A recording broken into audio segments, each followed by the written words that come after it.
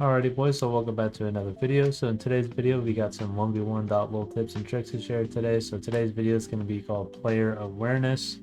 So basically, player awareness is quite a bit that goes into it. I'm not going to explain too much here in the intro, but that's pretty much what we're going to be covering.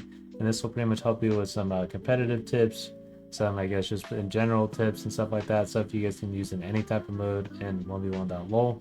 And you guys could use in any type of situation, especially in competitive. So if you guys enjoyed today's video, don't forget to drop a like and sub. Here's our YouTube comment shout out. Let's go ahead and get into it, boys. Alright boys, so we're here in a free build. I'm going to be showing you guys what I mean by player awareness. So first tip I'm going to give you guys for the tips and tricks of player awareness. Okay, so literally boys, I'm using Midas for this because Midas usually a lot of people using comp. But boys, for the love of God, I see so many people when they go out the tarp, they do this, and then they put like a snare or something finally, and then they just keep going like this. Look at how wide open your tarp is, man. Look at players can easily look at this, and this is using just Midas build. Let's count how long it takes to get through. 1, 2, 3. I'm already in by that second hit, right? Within 3 seconds, I'm in your build and shooting at you at the end. And you're taking damage that you should not be taking.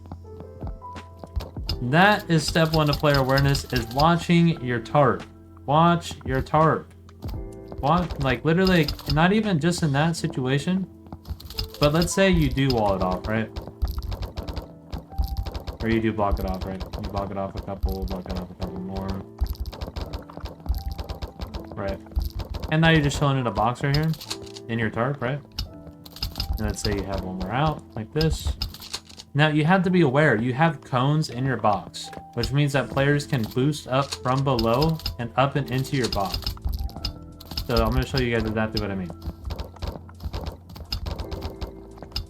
So, let's say this is the box. Okay, I'm going to drop down.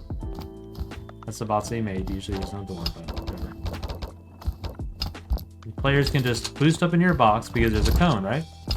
So you have to be extremely aware that a player can pop into your box at any given moment if you have a cone or if you don't have a cone. If you have a cone or don't have a cone, or if you just have a floor, if you just have a floor, or if you have a cone and floor, people can pop through. Now, let's say you want to box out, and you want to box out a little bit extra. Here's an easy solution. Just don't put a cone. Put a stair. You guys want to look out that way? Cool, edit the stair. Play with this. I want to show you guys what happens when you put a stair instead of a cone into a box and you're trying to boost up into it, okay? You guys ready? So now they're stuck under, so they can still get through, right?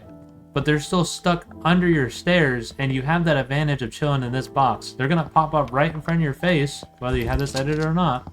They're gonna pop up, and then boom, you take them out right away. They do kind of have an advantage, I guess you could say, because they pop up in your face as well, and they're gonna catch you off guard. But like I said, that goes back into the, you have to be aware at all times that there's gonna be someone who pops into your box. It does not matter what the situation is. Let's say you just put the stair there, and let's try it like this, right? Okay, they're all closed up. Okay, they boost up. And look, notice how the player goes above the box instead of into the box. So putting that stair negates their entire way of boosting and everything all together. Now they have to try to figure out which wall or which cone or box that you're in and have to magically guess. Because guess what? They now have a 50-50 chance, or even less of a chance, because they're going to go into the back of your tarp, to get directly into your box and in your face to get a shot off.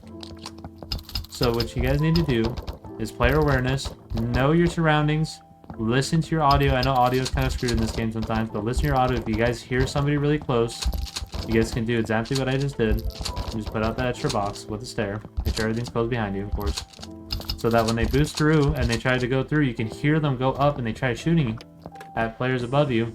You'll see, okay, they tried boosting in. Maybe I should be a little bit more aware, like, hey, they're going to try to boost into my box in future games, or just use that knowledge just in general, and then try to see who is boosting through as well while they're coming through, so you know who it is.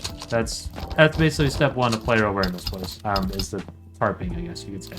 So we're gonna head into tip number 2. And yeah, boys, I'm gonna let you guys know right now. Player awareness wise, tip number 2 is probably one of my biggest pet peeves as well when it comes to watching players play or other people play. So I see a lot of players. So there are going to be situations where you build out like this, right? And you're just shooting like this. There should never be a situation where you are this wide open like this, because I see this all the time. I'm literally just going off of what I see. I see people on the edge of the left side of the map thinking that it's completely clear like this. But then you go and look at other people's angles that they have on you. Let's say like that's the far left of the map and height, or like somebody up on second height is looking over. Like within the matter of seconds, they can literally be up and over here. They just have to drop 1, drop 2, drop 3. And then look at that. You are wide open, and not only that, but you're not even paying attention to what's going on behind you. You need to always be aware that there are going to be players who are going to sneak up. You need to play a little paranoid. You get what I'm saying? I'm not saying to play uncomfortably, but you need to play paranoid. As in the fact that you constantly need to be checking your angles, because you can't always, like I said, the audio is a little shot sometimes, so you have to rely on a little bit of just your intuition as well. And be like, hey, you know what? Maybe it's not that smart to just open up like that. And then build up like I just did right now instead. Or maybe even make a move. Like, know your surroundings when it comes to like what you're doing and what you're aiming in for, and not just go on a shooting spree because it looks free. And you guys see somebody like up there be like, oh, okay, like it's wide open, but then the person up there has a nice clear angle on you and you're not paying attention, man.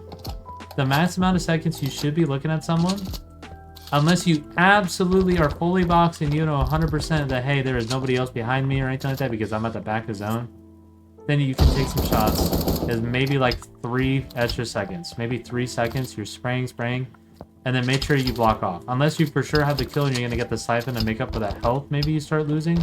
Then maybe in that situation, but you also need to learn how to gauge that as well. That's a little bit more difficult, probably more advanced tips and trick that we'll go on to later. But yeah, that's pretty much it for tip number 2. Now on to the final tip, boys. So tip number 3 of the player awareness. So there's going to be a lot of situations where you guys need to be aware of players in a cut, like specific players. So you need to adjust and adapt. You cannot just play the same route every single time, because there are players who play differently than other players do. It might work one tournament, but then guess what? The next tournament, it's probably not going to work with the same people. You know what I mean? Like there could be one cup where you play with a couple of randoms or something, and then it's pretty easy using your strat, but then the next game you run into a few pros or a couple of splits, and now the strat's not working the same, or it still works the same, but it still doesn't work as well. You guys need to adjust and change it up. So what I mean by player awareness is you need to be aware of who is rotating next to you. So let's say I'm Jimmy, right? I'm Jimmy right here. Tarping. So I have a tarp, right? Oh, wait, supposed to block this shit off. There you go. Block it off, right? I have a full tarp. I'm doing everything that EliteRaider taught me. I put everything out here. Instead of putting, I kind of decided to put the stair through a place somebody could boost through, and they boost through, they're stuck in this box with me with all my edits. Now, Jimmy's in this box, right? Now we got Bob. Bob has seen how Jimmy plays before. So Bob comes up. He's coming up the walls. He didn't shoot the wall. That was an accident. But comes up to the wall. And he notices, hey, he comes to this side every single time on his rotation. When he's moving, there's going to be a point where he's moving and he's not covering himself. So Jimmy is continuing to move. All of a sudden, he gets shot from Bob while he's putting up the stair right here. So you go like this. Right? He's putting up, he takes a couple shots from Bob. Okay, now I need to back up and move. But Jimmy doesn't realize that Dan over here on high ground is also looking at him because he decided to move. And now that a player has learned his rotation, he's being pushed out of his comfortable space and being pushed into a space he's not used to. So now he's getting shot from high ground over there by Dan, and Dan is beaming the shit out of him. So now he's getting damage from both sides. And then another player up on, I'll call this guy player 4. Player 4 up on high ground up there now sees that he's getting sprayed. So now they're going to continue to like absolutely lobby spray the shit out of Jimmy, who's getting screwed this whole time. And still, Bob is still not being looked at because Jimmy is the one who got beamed. And Bob is now coming up to Jimmy. Coming into his box, like right here. And then he's trying to take his wall. Now he's getting pressure on multiple sides, grab his wall, and play it. Most likely in most scenarios. Unless you're extremely good and you know how to boost up in out of situations. And that's another thing. You guys don't be afraid to use your boosts. Use your boosts, learn how to do it. It's really easy. Just think, and then you're up and through. I'll even do a whole tips and tricks video on how you guys can do them semi-quickly. I don't do them extremely fast, but I can still do them to get out of situations. But you guys need to be aware of your situation. Now, next game, guess what? Okay, so Jimmy's down there.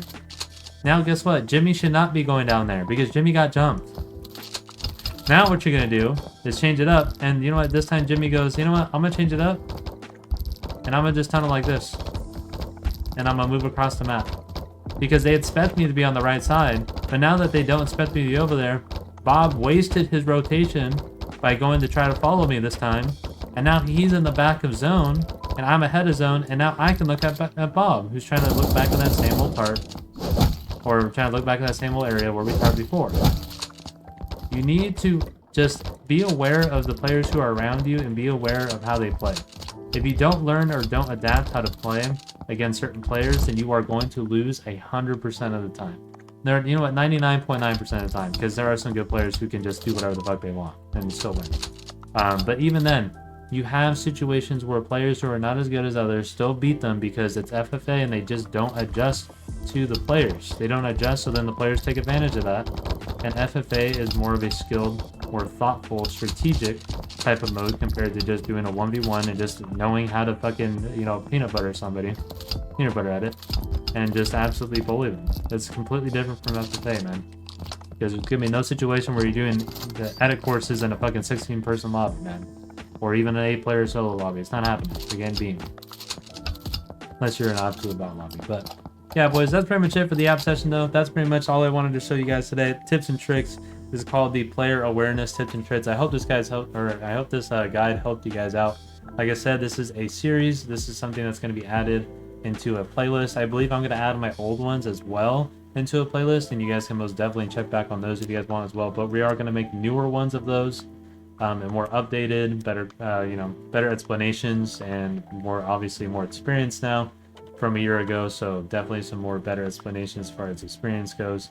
And let me know what you guys want to see next in tips and tricks. If you guys want to see anything specific, I will try my best to teach you. And if I can't teach you myself, I'll bring someone onto the channel to help teach you, while also teaching me. So anyways, boys, if you guys enjoyed today's video, don't forget to drop a like and sub, and I will see you guys in the next one. Thank you guys so much for watching and supporting. Later, boys.